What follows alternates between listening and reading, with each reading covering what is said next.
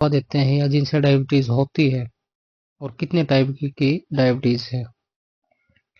तो सबसे पहले हम समझेंगे डायबिटीज है क्या। देखिए, diabetes mellitus is a condition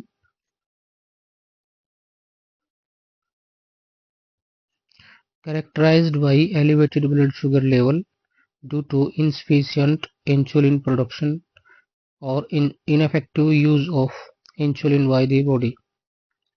देखिए, इसमें जो बताया गया है, हम आसान भाषा में अगर समझें तो डायबिटीज वो कंडीशन है जिसके अंदर ब्लड का शुगर लेवल बढ़ जाता है, इनसफिशिएंट इंसुलिन प्रोडक्शन और ineffective use of insulin. Means जब हमारी शरीर इंसुलिन का प्रोडक्शन बिल्कुल बंद कर दे या फिर जो इंसुलिन बना है उसका ठीक से यूज नहीं कर पाए, तो इसमें अगर अब हम देखें तो शुगर को कंट्रोल करने में इंसुलिन का सबसे बड़ा रोल है।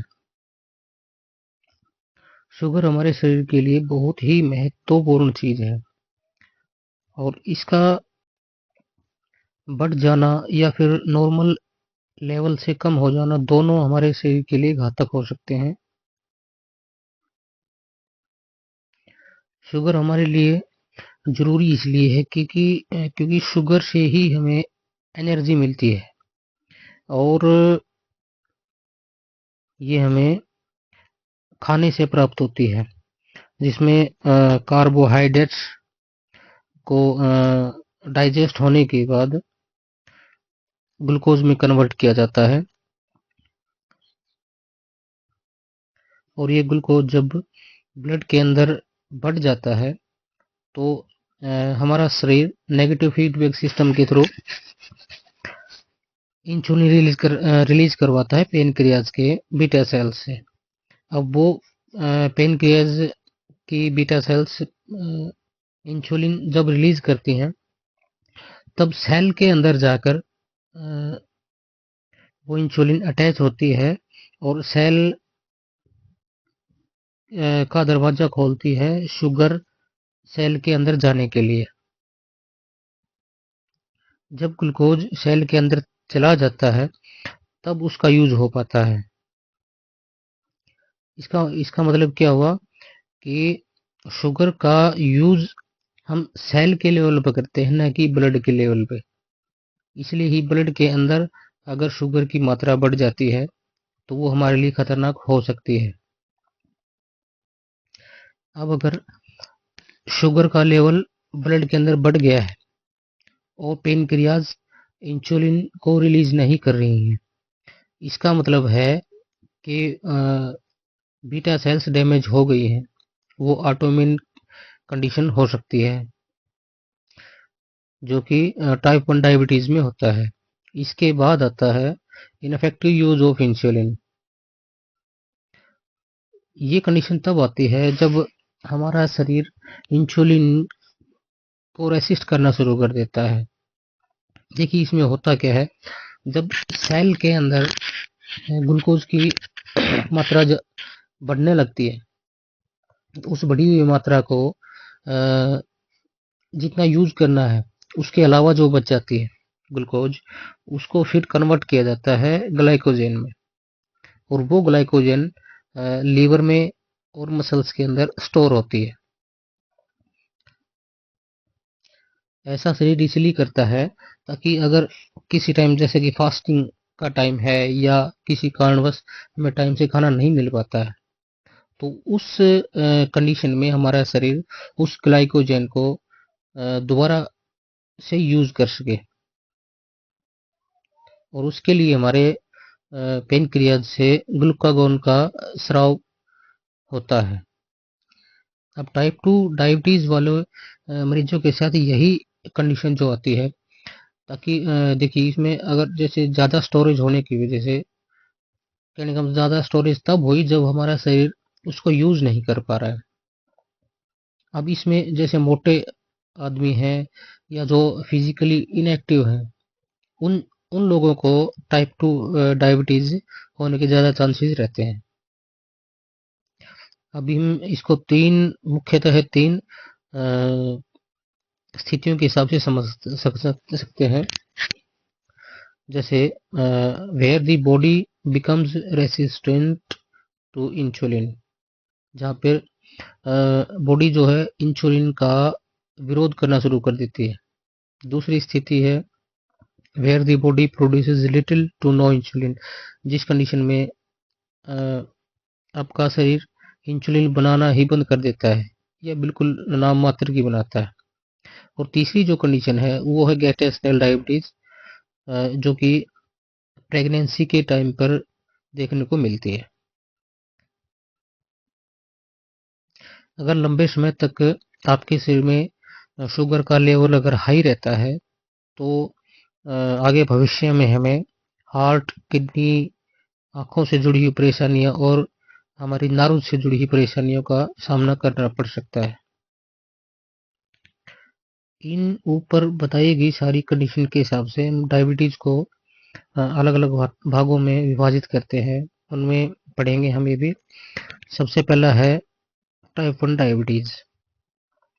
Type 1 diabetes in autoimmune condition where the body cannot produce insulin due to the destruction of pancreatic beta cells.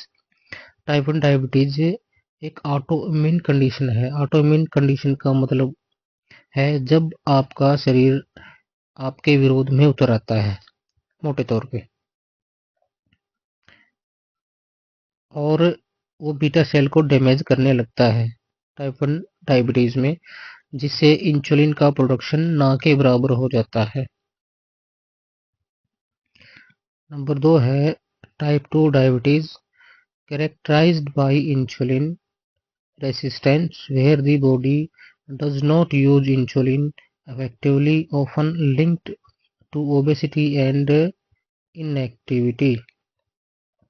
देखिए टाइप 2 डायबिटीज इंसुलिन रेसिस्टेंस की वजह से होती है, और इंसुलिन रेसिस्टेंस का मुख्य कारण body does not use insulin effectively, आपका शरीर इंसुलिन को अच्छे से यूज नहीं कर पाता। इसका मतलब है कि आपकी बॉडी के अंदर इंसुलिन तो बन रहा है लेकिन शरीर सेल उसको यूज नहीं कर पा रही है, यानी कि सेल के अंदर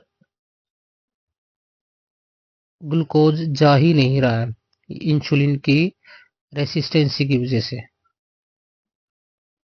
इसके दो मुख्य कारण हमने यहाँ पर लिखे हैं, ओबेसिटी और इनएक्टिविटी। ये जो दो टॉपिक हैं इनको बाद में थोड़ा डिटेल में पढ़ेंगे।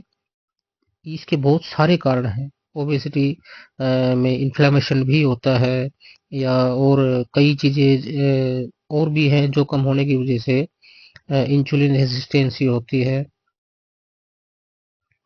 नंबर 3 है gestational diabetes. It develops during pregnancy and typically resolve after child birth. ये प्रेगनेंसी के दौरान ही पाई जाती है और डिलीवरी के बाद में ये ठीक हो जाती है, लेकिन आगे भविष्य में टाइप 2 डायबिटीज होने के चांसेस बने रहते हैं। मुख्य तौर पर इन तीन तरह की डायबिटीज को ही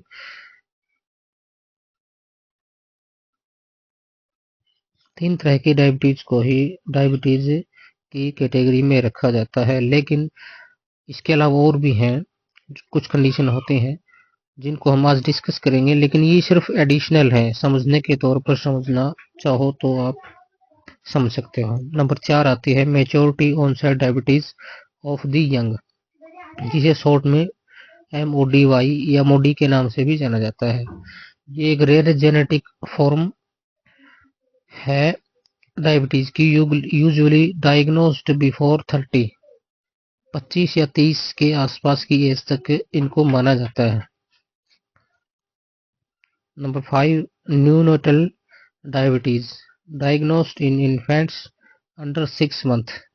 डिस्टिंक्ट फ्रॉम टाइप 1 डायबिटीज। ये 6 मंथ की एज तक ही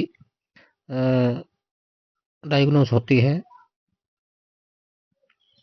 नंबर 6 है लेटेंट ऑटो इम्यून डायबिटीज इन अडल्ट्स, LADA के नाम से इनको जाना जाता है। ये जो लेटेंट ऑटो इम्यून डायबिटीज इन अडल्ट्स है वो टाइप 1 और टाइप 2 दोनों तरह के लक्षण आपको शो कर सकती है। नंबर 7 है type 3C diabetes, results from pancreatic damage due to the other disease like pancreatitis और कैंसर।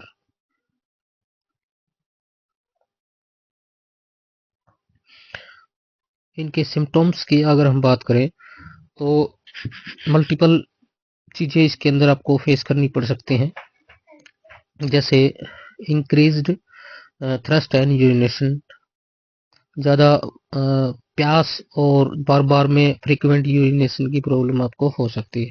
फैटिग और वीकनेस हो सकती है। Lot of infection such as gum, skin, vaginal, कई जगह पे आपको इन्फेक्शन की दिक्कत हो सकती है। ब्लरी विजन हो सकते हैं। स्लो हीलिंग ऑफ सोर्स, जख्म एक बार आपको हो गया तो वो हील होने में काफ़ी लंबा टाइम लेता है। नंबनेस और tingling in hands and feet, हाथों में सुन्नपन या चींटियां चलने जैसा एहसास होने लगता है। इंक्रीज्ड हंगर, भूख बढ़ सकती है। अनएक्सपेक्टेड वेट लॉस, आपका वजन सामान्य से ज्यादा गति से गिर सकता है। कीटोन्स इन यूरिन, यूरिन के अंदर कीटोन बॉडीज आ सकते हैं।